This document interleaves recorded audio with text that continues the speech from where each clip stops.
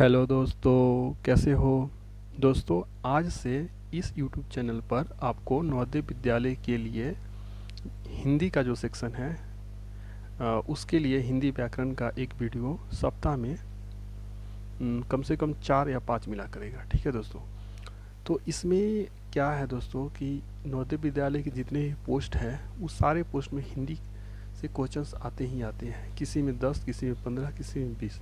तो आप इसे इग्नोर नहीं कर सकते। क्यों? क्योंकि आपको पता ही है कितना कंपटीशन है और 10-15 क्वेश्चंस बहुत इंपॉर्टेंट रखते हैं मेरिट में आने के लिए। और इस चैनल पर आपको हिंदी व्याकरण पूरा कंप्लीट कराया जाएगा और आपको टेस्ट भी लिया जाएगा। ठीक है दोस्तों।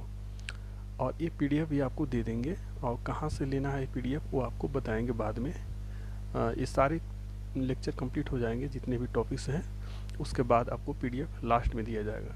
तो आप सारे वीडियो देखिएगा, शुरू से अंत तक देखिएगा और मेरे चैनल को सब्सक्राइब कर लीजिएगा। तो इसमें आपको सबसे पहले और एक बात और बता देता हूँ कि मैंने जो पिछले ईयर्स का जो क्वेश्चंस आया था उसको एनालिसिस करने के बाद ही यह टॉपिक जो इम्पोर्टेंट टॉपिक है उसको सिलेक्ट किया हूँ और उसको सबसे पहले पढ़ाऊँगा, फिर बाद में धीरे धीरे सारे टॉपिक्स कराएंगे। तो हिंदी व्याकरण का सबसे टफ जो है वो अलंकार होता है दोस्तों। अलंकार एक स्कूल में भी पढ़ते हैं लेकिन वहाँ समझ में नहीं आता है, तो यहाँ आपको अच्छे से पढ़ाया जाएगा ताकि आपको एक बार ही समझ में आ जाए। तो देखो ये नोट्स आपके लिए तैयार किया हूँ, ये सारे टॉपिक्स हैं इसमें।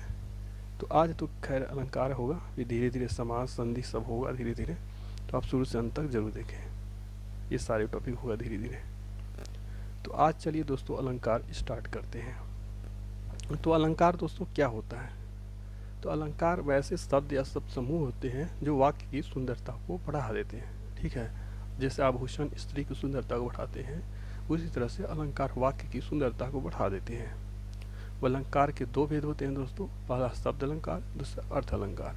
शब्द अलंकार क्या होते हैं? जहाँ किसी कथन में विशेष शब्द, जहाँ से आप देख सकते हैं जहाँ किसी कथन में विशेष शब्द प्रयोग के कारण चमत्कार आ जाता है, विशेष शब्द प्रयोग कर चमत्कार आ जाता है, वहाँ शब्द अलंकार होते हैं। ठीक है, अब आगे देखा जाए कि अर्थ अलंकार क्या होता है। शब्द अलंकार में शब्द के प्रयोग के कारण चमत्कार आता है और अर्थ अलंकार में जहाँ कथन विशेष में चमत्कार विशेष शब्द प्रयोग प्रासित न होकर अर्थ की विशेषता के कारण आया हो, वहाँ अर्थ अलंकार होते हैं। अब जो शब्द अलंकार हैं उसके 3 भेद होते हैं और अर्थ अलंकार के 6 भेद होते हैं। बुक में आप खोलोगे तो आपको कुछ भी समझ में नहीं आएगा, कितने भेद हैं क्या है कुछ भी नहीं समझ में आएगा। यहाँ पर जो इम्पोर्टेंट है एग्जाम के लिए उस हिसाब से ही बनाया हूँ। तो शब्द अलंकार के 3 भेद हैं। पहला कौन है? अनुप्रास अलंकार। ठीक है, अनुप्रास अलंकार हम यहाँ देख सकते हो। तो अनुप्रास अलंकार क्या होते हैं? तो जहाँ वर्णों की आवृत्ति यानी रिपीटेशन, कोई वर्ण बार बार आ रहा है तो वर्णों की आवृत्ति से चमत्कार उत्पन्न होता है, वहाँ अनुप्रास अलंकार होता है।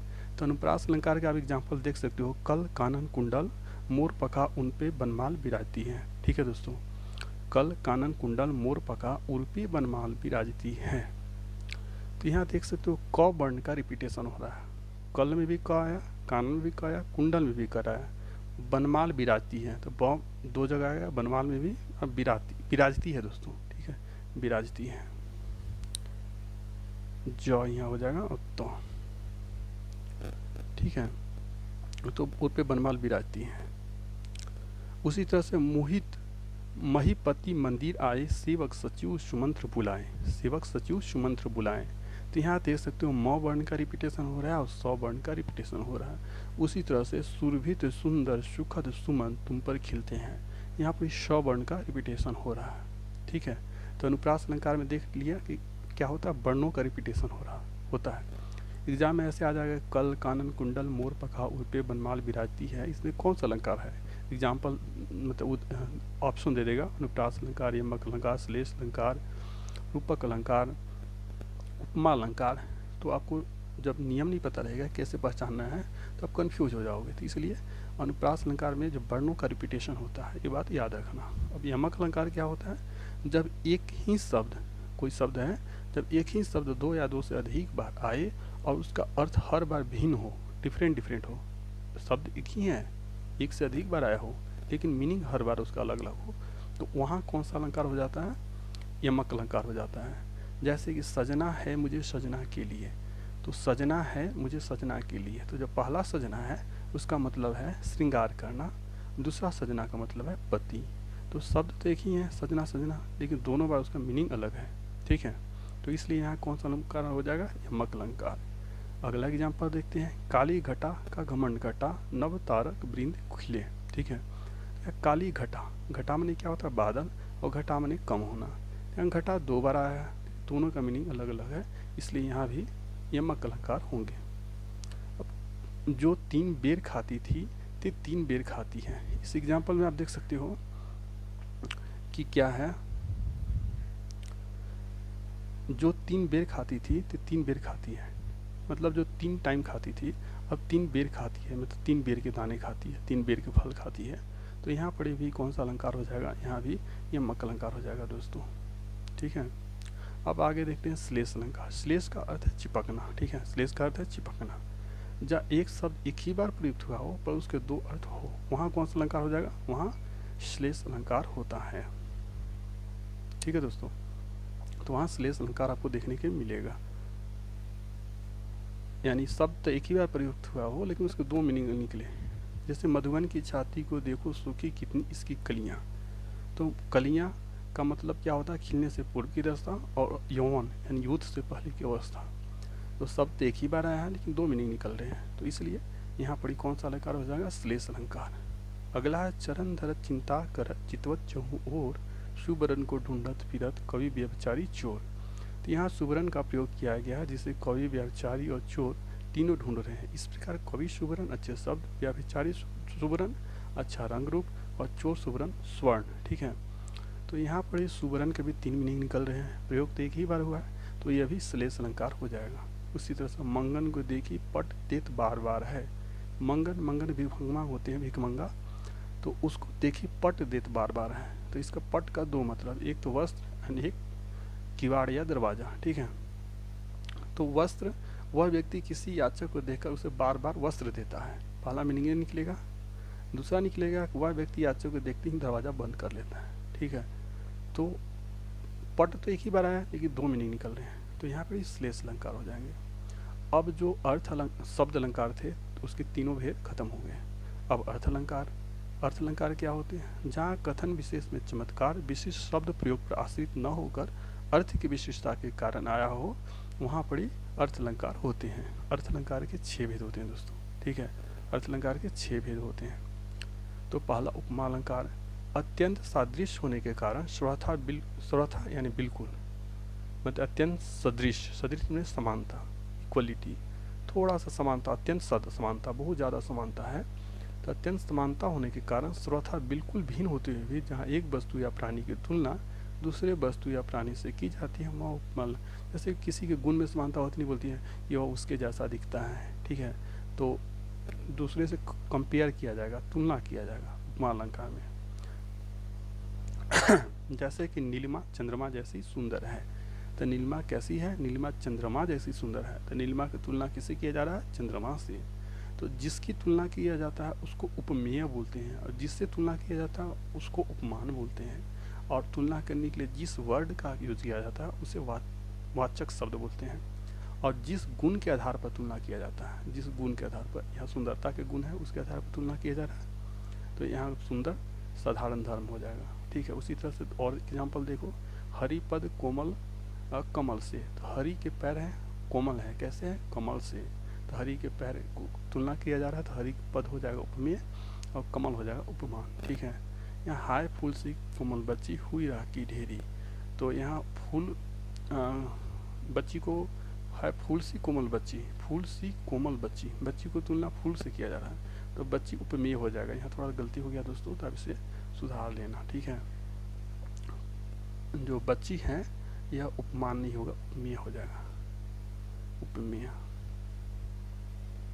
ये हो जाएगा बच्ची, और ये हो जाएगा फूल उपमान, इसे थोड़ा आप करेक्ट कर लेना, ठीक है। तो रूपक अलंकार क्या होता है, जहाँ गुण की अत्यंत समानता, वहाँ पर ही समानता था लेकिन यहाँ और से भी ज़्यादा समानता है, ठीक है। रूपक अलंकार जहाँ गुण की अत्यंत समानता के कारण उपमेय में ही उपमान का अभेद आरोप कर दिया गया हो, वहाँ पक अलंकार होता है। जैसे माया मैं तो चंद्र खिलौना लय हो, माया मैं तो चंद्र खिलौना लय हो, तो यहाँ चंद्रमा है उसी को खिलौना बोल दिया जा रहा है, लेकिन खिलौना तो अलग होता है, चंद्रमा अलग होता है, ठीक है, लेकिन चंद्रमा को खिलौना बोल दिया जा रहा है। खिलौना का चंद्रमा की तुलना किससे किया जा रहा है? खिलौना से। तो चंद्रमा उपमेय हो जाएगा और खिलौना क्या हो जाएगा? उपमान। उसी तरह से अगला है मानवीकरण अलंकार। तो मानवीकरण अलंकार क्या होता है? इसमें निर्जीव जो चीज़ें होते हैं उनको मानवीकरण किया जाता है, उसको ऐसा दिखाया जाता है वो मानव है, इसीलिए इसे मानवीकरण अलंकार बोलते हैं दोस्तों। जहाँ जड़ पर चेतन का आरोप अर्थात जड़ प्रकृति पर मानवीय भावनाओं तथा क्रियाओं का आरोप हो, वहाँ मानवीकरण अलंकार होते हैं। जैसे मेघ आए बड़े बंठन के शवर के, तो मेघ क्या होते हैं दोस्तों? निर्जीव होते हैं, ठीक है, मेघ तो निर्जीव होते हैं, तो मेघ कैसे बंठन के आएंगे?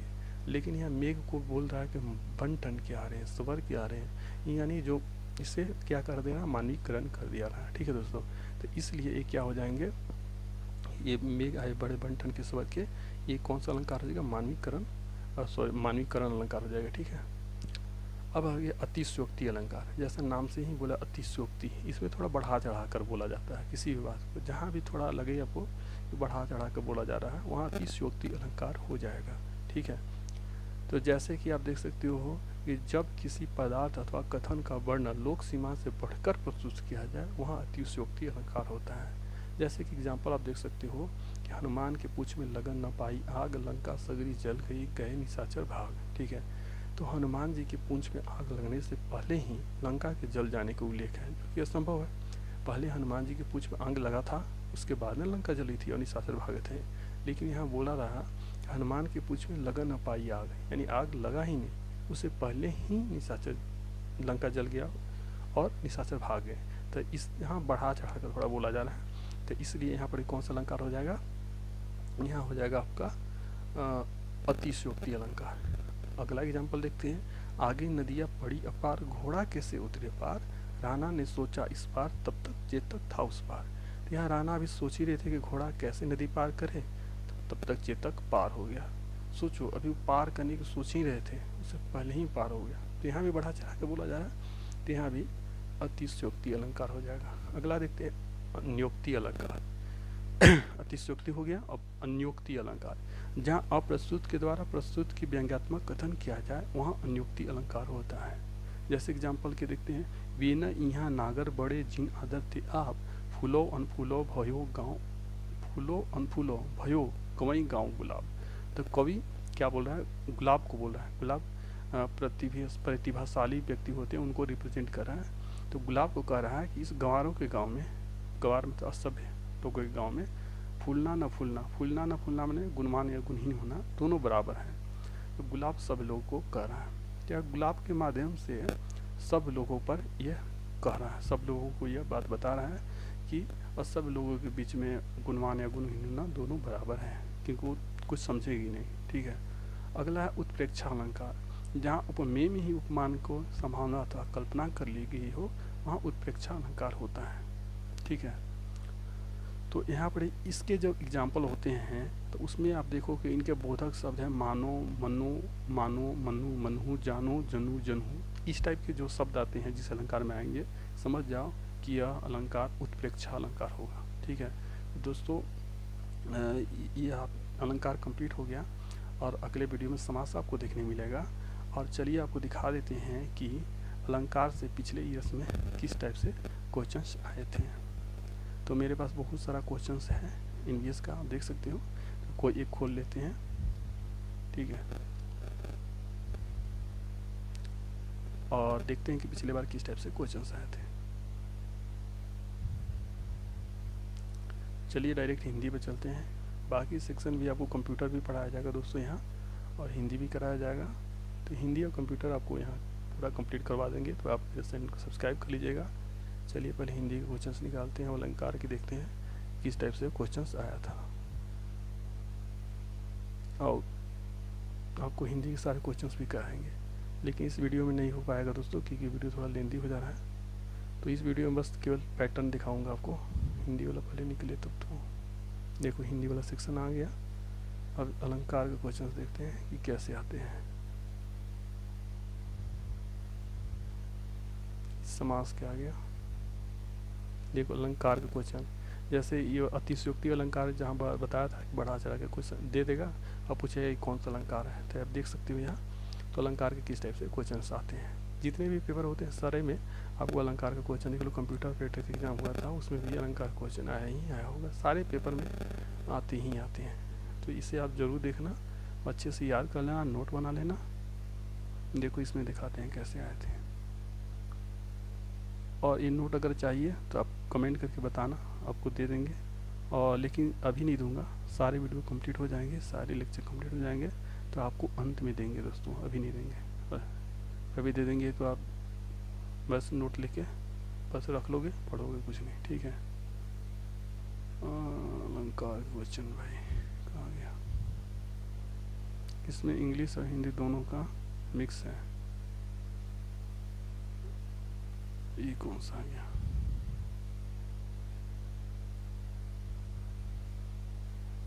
ये तो आ गया कंप्यूटर का ना, इसमें मिक्स क्वेश्चन है दोस्तों, इसमें देखना पड़ेगा किधर गया अलंकार। लैंग्वेज वाला नहीं होगा, आया तो होगा, देख लो संधि का है, संधि का भी क्वेश्चंस बहुत आते हैं। देख लो अलंकार के आगे, पाहुन जियो आए हो गांव में शहर के, तो ये कौन सा होगा, उत्प्रेक्षा अलंकार है, ठीक है। एक तो मानवीकरण अलंकार आपको बताए थे, तो मानवीकरण अलंकार है ना, उसी को आगे चल के उत्प्रेक्षा अलंकार में बांट दिया गया है। तो वो नहीं है, श्लेष तो है नहीं, देख लो श्लेष तो है नहीं, अनुप्रास भी नहीं है, ठीक है, रूपक भी नहीं है, तो उत्प्रेक्षा ही होगा, ठीक है। तो इस तरह से आप देख लेना। और अगर दोस्तों आपको पसंद आया है तो इसे लाइक करें, चैनल को सब्सक्राइब करें, share this video to your friends and relative. Thank you friends.